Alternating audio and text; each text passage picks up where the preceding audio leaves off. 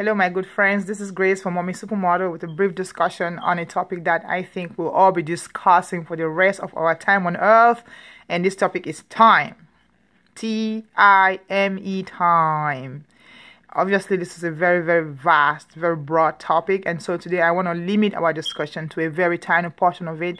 And this portion is yesterday. The portion is time. It's past. How we deal with our past. Now, for those of you who live in certain parts of the United States, when you woke up this morning, early this morning, the daylight savings time, which began on March 13th, came to an end.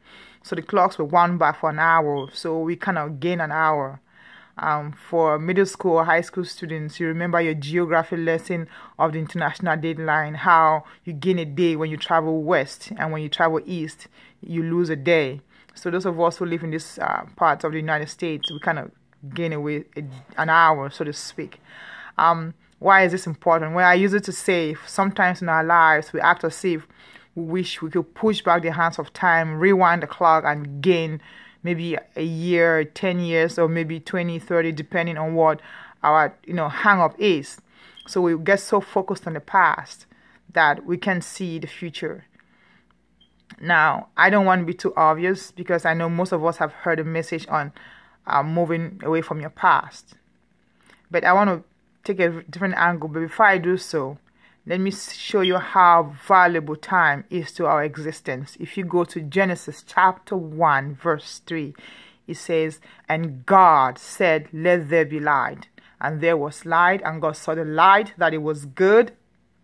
And he separated the darkness from the light. The light he called day, the darkness he called night. And the evening and the morning was the first day." Time, right there, day.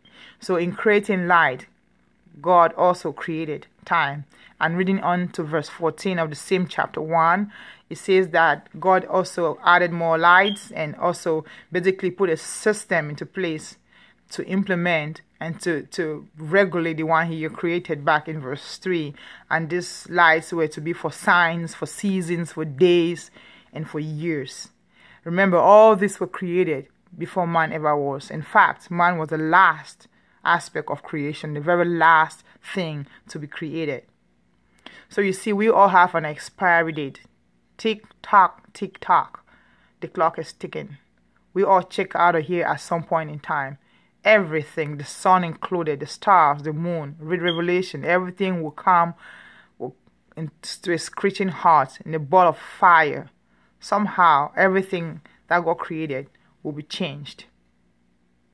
You and I, of course, included. So how we use our time here, knowing that it is limited, is of the utmost importance. Now, I don't want to belabor the point I said of not regretting yesterday. I want to tackle it from a different angle, and this is the angle. If you are wistful about yesterday, about your past, if you have some regrets about anything, maybe something you did, or somebody did to you, or some tragic event that happened, that is human. That is normal. Don't freak out. In fact, you won't be normal if you didn't have any regrets about certain things. It means you probably would have lost your conscience or something. It is all good. The only bad thing is if you live your life as if you can't move forward unless you change yesterday. So it is one thing to have regrets about yesterday. It is one thing to be remorseful about something, to have these moments in time when you are just wasteful about it all and saying, if only, if only. That happens to all of us if we are honest. At some point in our lives, we have an if only moment. If only I could change this. If only I could go back. But please do not make those if only moments be a must. I must change this. Now, you might not be saying it verbally, but you are living your life as if that's what you're saying. And I always like to say your actions speak far louder than your words.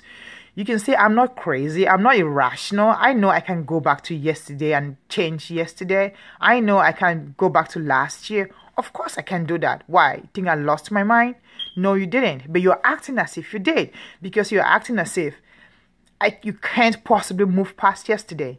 So you can't go into your tomorrow and enjoy your future because you're stuck up on yesterday. You're not only regretting it, you want to go back and change it. And that is the pitfall. That is the gravest mistake. And I really want us to really, really chew on that for a moment, because we'll miss so much. Let's just say God gave you some crazy powers right now, okay?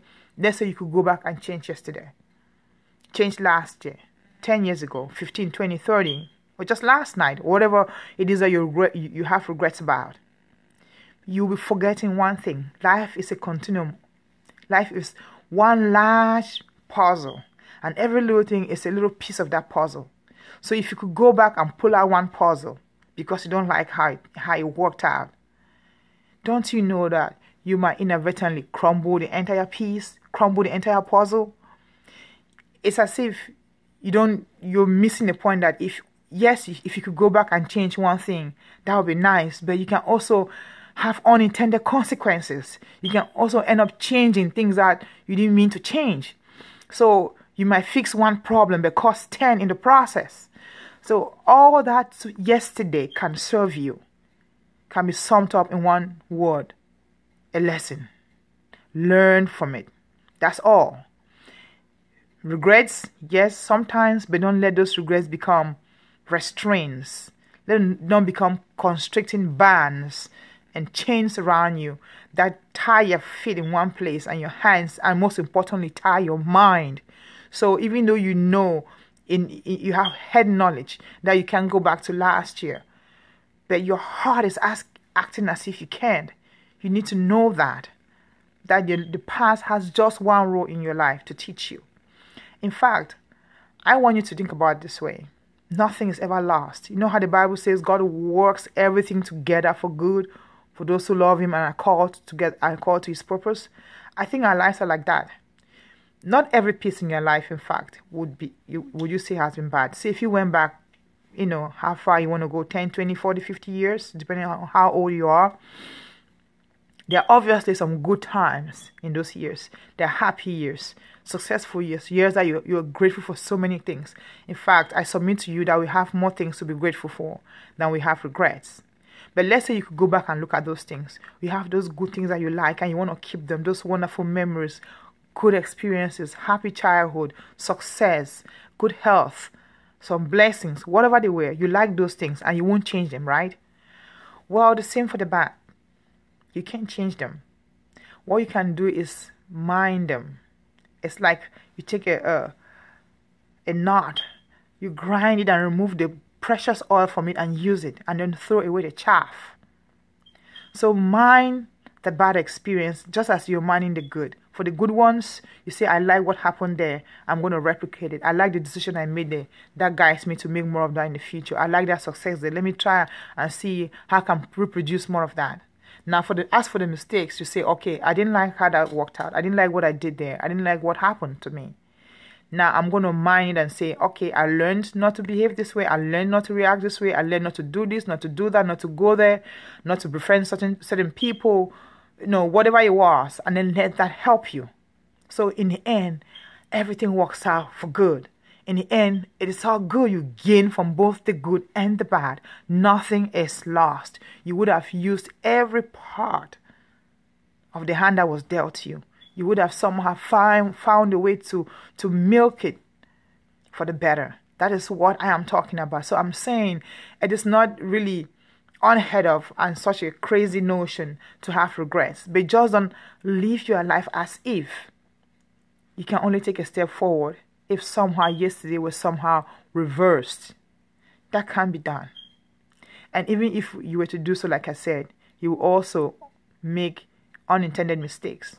Think about it. Think about an artist. Let's say they are a painter. He or she is a painter. And this person walks into their studio every morning and they paint a picture. Now, at the end of the day, they look at it and say, it's not as good as I wanted it to be. I don't like it. And so they paint over it. They erase it. And they undo it in some fashion. And they come the very next day and they do the same thing. And the day after that. So what will happen in 10 years? If this person continues on this trajectory, they can be working very hard for 10 years. But they will have nothing to show for it. And even sadder will be the fact that they will have nothing from which they could learn. Because don't you see, life is a growth trajectory. We learn not just from others, but also from ourselves. If you look at some of the best writers, oftentimes their best work is as they progress. If you look at a sociologist, a doctor, and look at someone like a surgeon, don't you think they get better with time? We all improve with time, but we learn from yesterday. So if an artist, so like I give an example, were to come into their studio every morning, do some work, and at the end of the day they wipe it off, where would they have that painting to say, I like what I did there. Let me use more of that color tomorrow. Let me use this technique more in my future work. They will be denying them the opportunity to not only assess their own work, but to learn from what they've made, their mistakes, and also from the good parts. So you can't erase yesterday, erase the bad things that happened yesterday without erasing the good as well. I just think that's how it works. So to dwell on the point of, I regret so much yesterday and what happened to me that I simply can't move forward, it will be a great tragedy. And I think individuals are stuck like that in such a position, and even nations. There are many parts of the world right now, some parts of the developing world, where people really believe that because of certain things that happened to their countries in the past, maybe it was a civil war, maybe it was a foreign power that invaded, maybe it was another foreign power that somehow was messing with their internal affairs, maybe even as far back as the slave trade or colonization, or how far back you want to go into it. Some people really still believe that those things are what is causing their nation's problems today. I want to challenge you. I want to really challenge you today to throw away that perspective. And I have one word for you. I'm going to end with this word. And the word is responsibility. Take responsibility for everything. The ones you did and the ones you didn't. Yes, you heard me correctly. Now, I'm not saying that you should assume someone's error and say, I did what they did when you didn't. No. Assume the responsibility of fixing it. Why should you do that? Because it is your life. It is your life, not somebody else's, right? So if you were to say, okay, I'm going to point 4 fingers at them and one is pointing back at me, if you could do that and say they caused 90% of this problem and only cost 10%. But how does it help you if you sit there and just talk about it and complain about it and assign the blame, and let's say you're even correct? See, it doesn't change anything. The only time that anything will be changed if you assume the responsibility today and say, you know what, it's my life. And whatever I do, I'm going to have to live it. I'm going to run out my own clock at some point. Let me make sure I enjoy this journey. So I'm going to assume the responsibility of fixing it. So for me, my life today is not only better, but my children's tomorrow will be better. So they too don't come around, I'm peddling the same stories that I'm peddling today, facing the same challenges simply because I didn't take responsibility for this thing. Is it unfair? Probably. But what can you do? What can you do? If you spend another generation complaining about the past and who did what to whom, does it change anything? The only thing you can change is what you can do. So regret is one thing. Looking back yesterday and see what you don't like about it or what you like about it is good. But please do not act as if yesterday has to change for tomorrow to happen. The cosmos is moving. Time is moving on. Like we talked about, God set this in motion before you and I even came to planet Earth. Before He breathed into that pot of that form of clay, a man, became a living soul. Time was already here. God is the only one who lives outside of time. You and I, my dear friends, we are bound by it. So let's make sure we use it wisely. And if there's anything in your life that you do not like, there's only one thing you can do about it. Change it. Change it. Change it. Crying about it, complaining about it, looking back into the future won't help. Except if you're looking to see what you can learn. And then move on. Move on. Take responsibility for it. Whether it's unfair, so what about that? If it's not fair to you and you sit there, so what you're kind of doing is cooperating with the person who hurt you. Time, my friends, the past has only one good thing for you.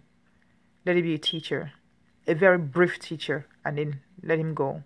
Discharge him and say thank you very much for your services, but you're no longer needed. I got places to go and things to do.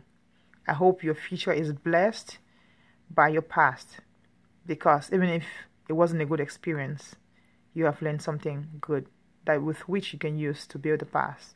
God bless you, and thank you for listening. And share this message if it helps you in any way. Comment and let me know. Thank you very much, and God bless you. And we will continue this discussion of time tomorrow, some other time. Bye for now.